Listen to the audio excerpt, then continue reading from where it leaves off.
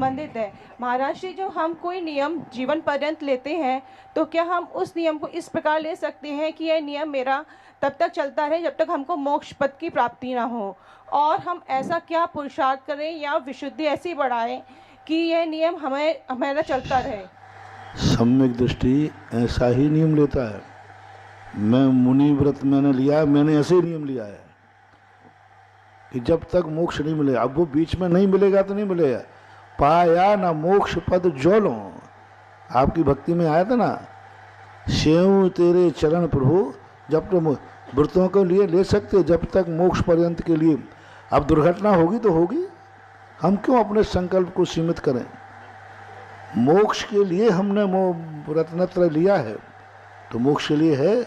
अब बीच में हमें रुकना पड़ेगा, बीच में गाड़ी बदलना पड़ेगी, तो ये सब चलता रहता है। सम्यक दृष्टि का जो नियम है वो मोक्ष पर्यंत ही होना चाहिए।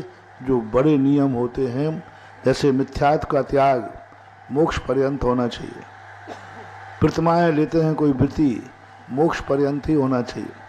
भगवान के दर्शन का नियम मोक्ष पर्यंत ही, जब तक मैं मुनि नहीं बनूं तब तक के लिए ऐसे नियम होना चाहिए। कुछ जो भक्ष्य चीज़ें हैं उनके नियम होते हैं कि भाई ठीक है आज मैं इस दिशा में नहीं जाऊंगा, तो ये चीज़ें। लेकिन जो मूल व्रत हैं वो जीवन जैसे अष्ट मूल गुण हैं मोक्ष पर्यंत लेना चाहिए।